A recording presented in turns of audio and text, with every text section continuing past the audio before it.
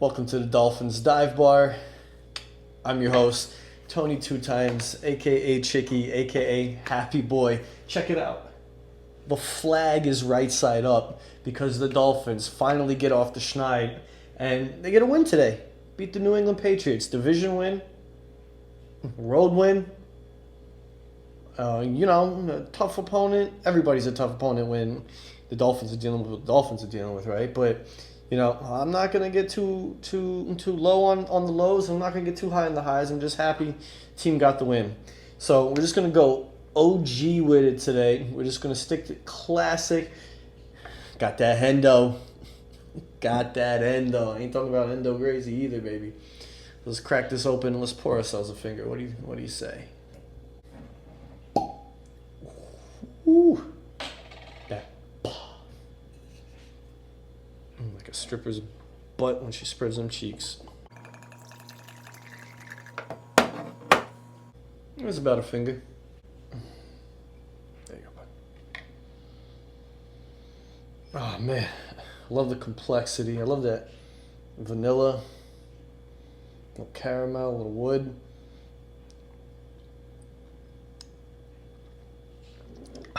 Dog, don't get better than that, Hendo. Anyway, let's talk about the game, right? I want to talk about, like the good, the bad, the ugly. Like we said before, Miami gets the W. Doesn't matter how they get it, they get it. Jason Sanders kicking his butt off today. Offensive line holding up.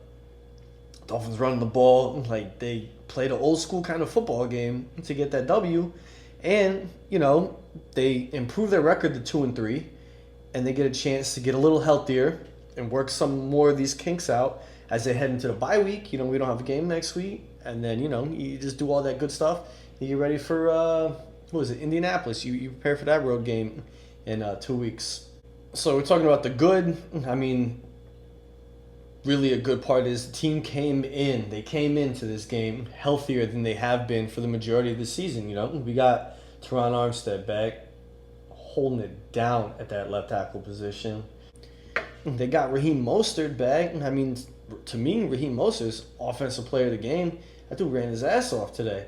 And then we got the initial appearance, the first time laying eyes on Odell Beckham Jr.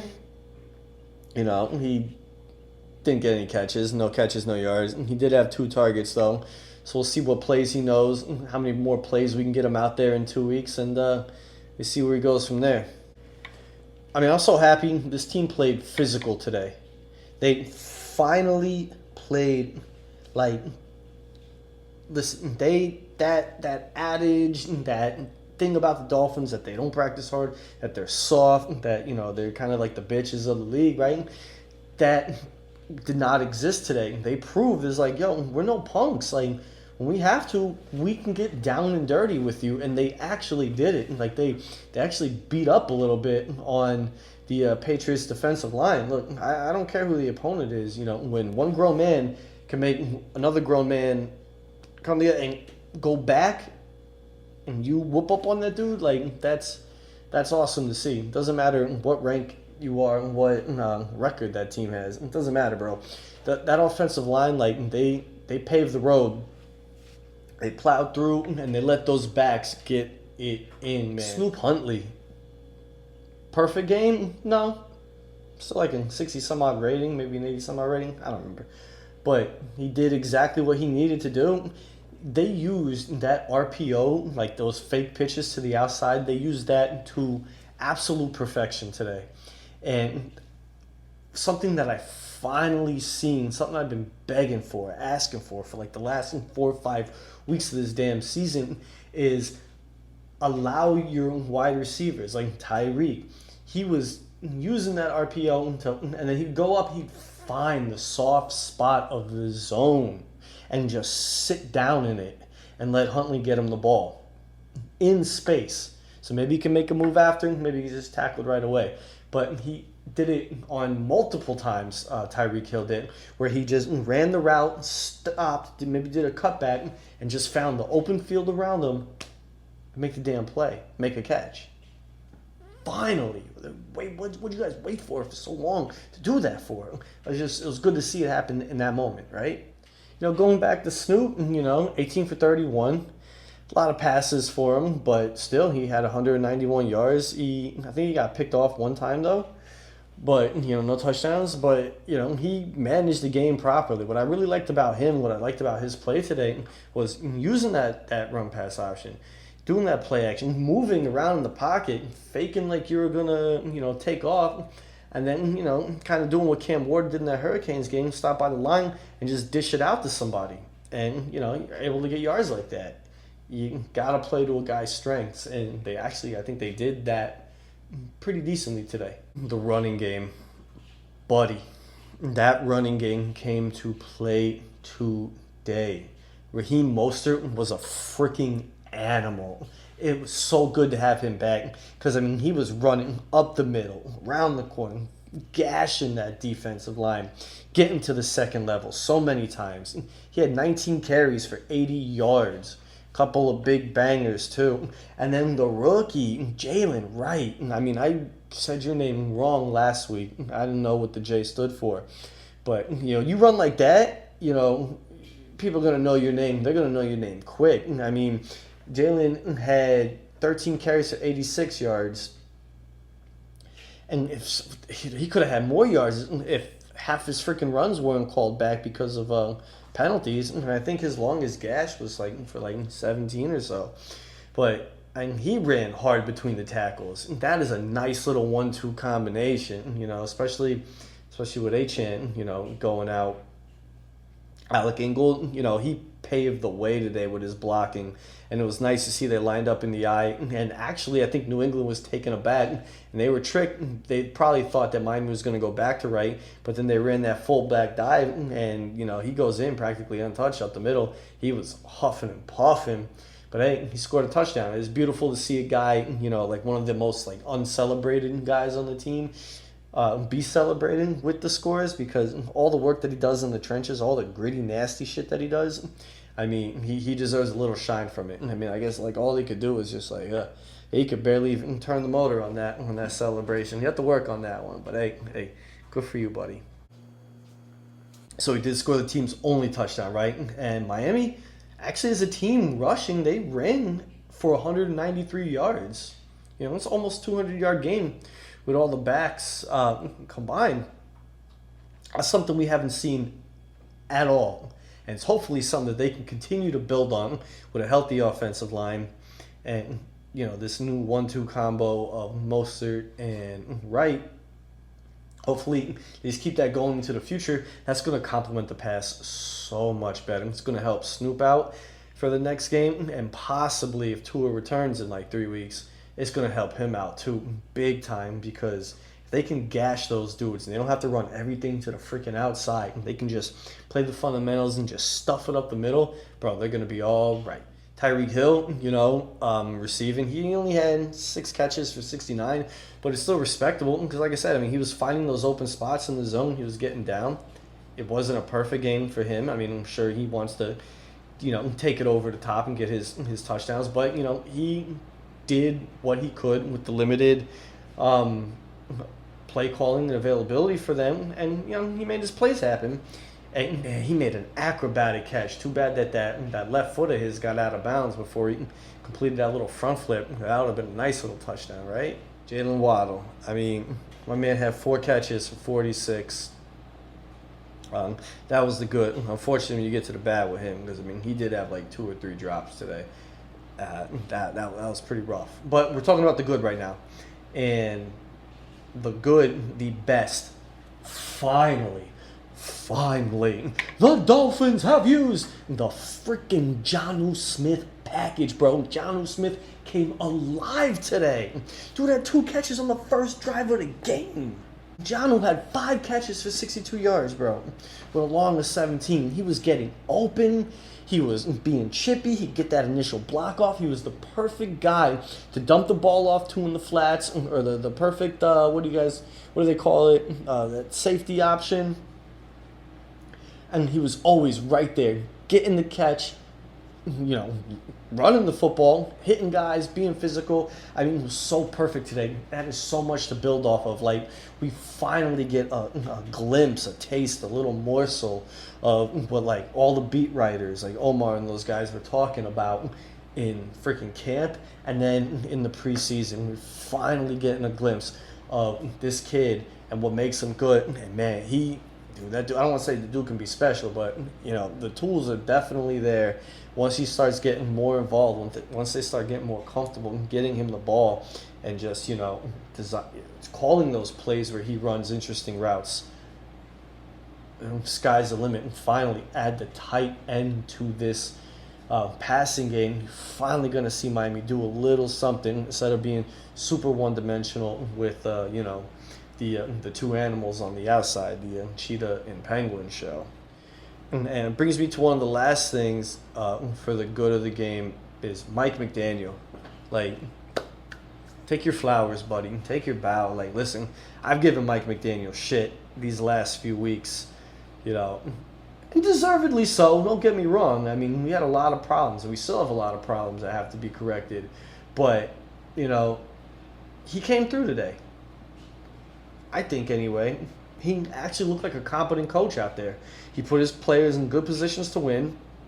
He called plays that worked. He wasn't stubborn. He can get a little stubborn where it's like, listen, dude, I'm the smartest guy in the room. My offense works. You're just not doing it right. Like, he was kind of giving off those vibes, right? But this game, no. Like, he took what the defense was giving him. He ran the football. He didn't get too cute with it with all the outside stuff. Matter of fact, he designed all those fakes to the outside, and he let him hammer it up the middle, and he let him use what worked. One critique that I did have, though, it was like a fourth. Miami was moving the ball pretty well on the drive, but it was like a 4th and 1, and instead of going for it, I think they went for like the punt, and like that was a little because you want to see him have his balls, and that's what makes him him. But hey, I don't mind him playing it safe too much. I mean, they got the win, and it was a field position battle for a good chunk of that game anyway. So, hey, coach, awesome. And hey,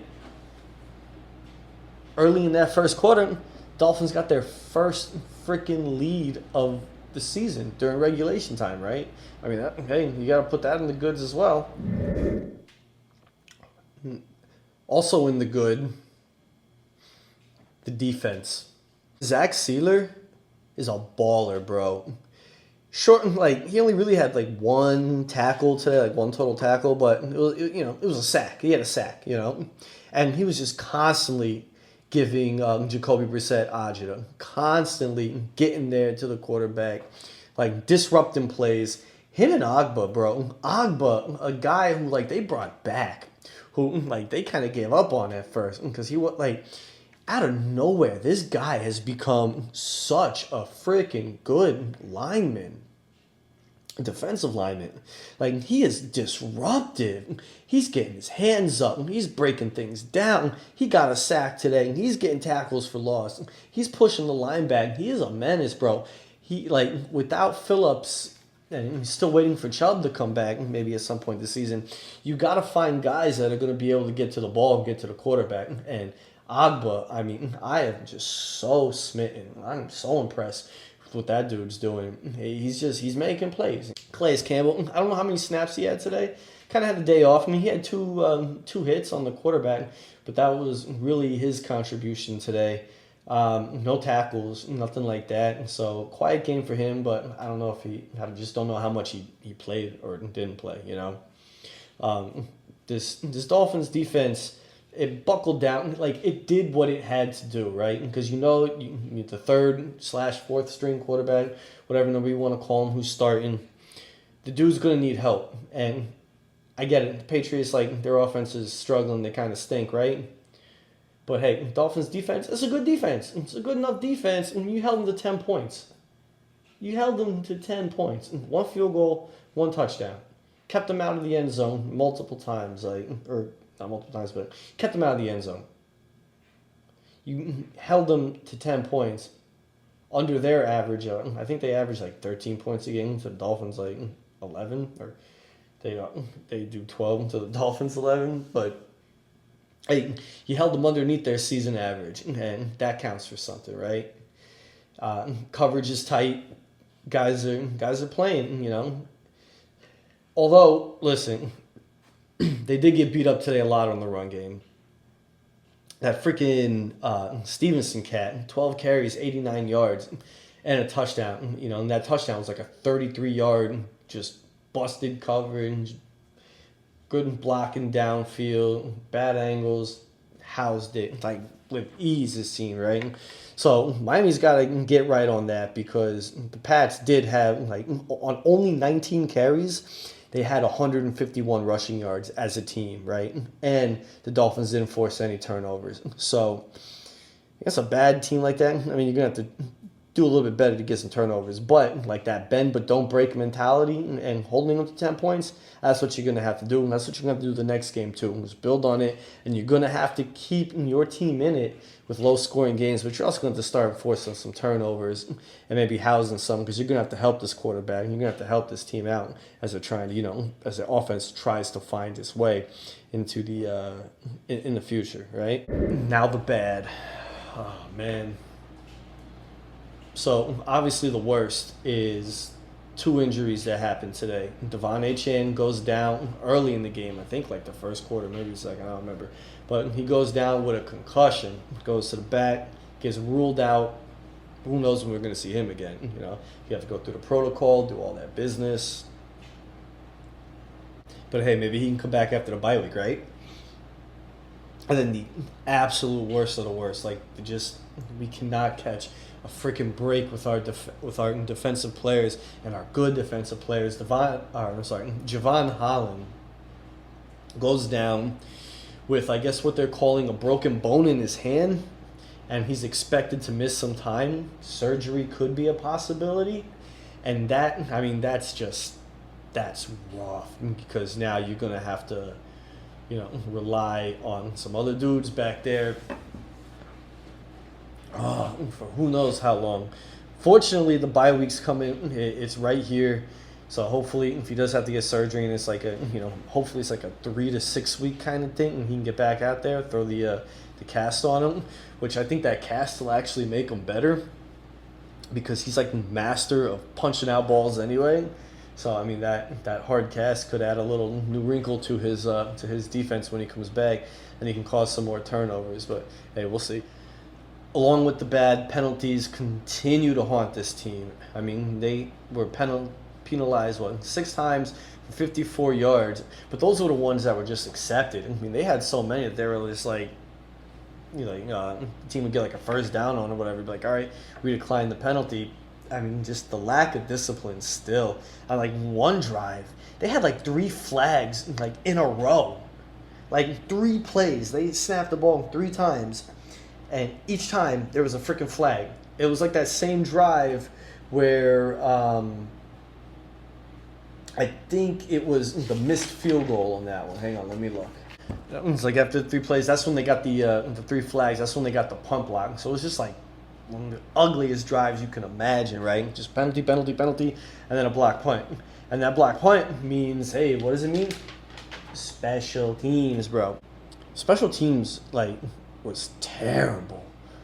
I mean, terrible. It starts off with Jason Sanders freaking Doink the Clown just doinks it right off the bar. Just the sound that Joker made when he hit the upright. And then another field goal. Freaking the damn center can't get the ball to Jake Bailey. Jake Bailey's called with a fumble on that one. But I mean, the center just skipped it. It ruined their rhythm. Jason Sanders couldn't even get the kick off, man. That took points away from him. And then they got a blocked punt. I mean, it's like the holy trinity. It's like doinking and 2 blocks, kick and a punt. I mean, special teams has been like a weak link all season. I mean, even Brax getting the ball back there. He had one good return. That was last week, but even today, and he tried returning a punt or a kick or whatever. He didn't even bother trying to freaking avoid the guy that was tackling. He just ran right into him. Just went head on like Oklahoma drill and just wound up getting freaking popped, bro. It's they got to work on that unit. I mean, like the Dolphins special teams unit, it seems it hasn't been freaking good since Darren Rizzi was coaching those guys, man. Like they got to get it together. I think the worst transgression today was on the offense. It was like Jalen Waddle, bro. He had like 2 drops this game, and he slipped on a route. I mean, I was listening to the post game. I remember Travis Wingfield saying that, you know, it doesn't look like Jalen's been the same since he came back from a shoulder injury. It's just hard for him to catch the ball, especially when it's up. I don't know if that's the case. I mean, that dude's like a lot, more in the know than I. He watches a lot more film than I do. So, that could be a factor, but like at the end of the day, and you just got paid, dude. Like, you got to start making these catches. A little more focus, more work on the jugs machine, more work with the guys. But, I mean, you're getting like a drop a game is probably the average. I have to go look at those stats. But it seems every game there's a drop, maybe 2 from Jalen Waddle. So, like, that's got to clean up, bro.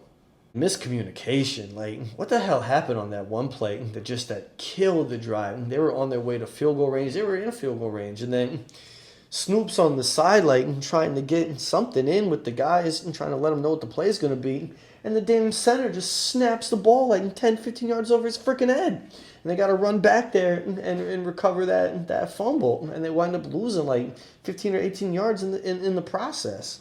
Like, just little things like that, and like communication, being ready to receive the snap. I mean, I don't know if you heard a clap. I don't know if somebody on the other team mimicked the play, the snap count. I don't know what happened, but I mean, Snoop's like 3 or 4 feet off to the side, yapping with somebody, and the damn ball sailing over his head. And so, I mean, not a good look. I'm finished with this guy, this drink. So we're going to finish up our video. Once again, Miami wins it, man. Final score of 15-10. Dolphins improved to 2-3. They got the bye week. There's no video. There's no game next week. So just, enjoy your weekend. Enjoy your Sunday. Go do something, You don't gotta watch football the whole day. Of course, we gotta watch football all day. But I'm taking my kids to the beach because there's no game to watch. So we'll be back for week 7 in 2 weeks for another 1 p.m. start on the road in Indy. Very excited to see how this defense plays this Richardson kid. Should be a pretty good game. Hopefully it's a high-scoring affair for the Dolphins, low-scoring affair for the Colts. But hey, we'll see. Anyway, I appreciate you joining me at the Dolphins Dive Bar. Salute. And hey, we'll see you in 2 weeks.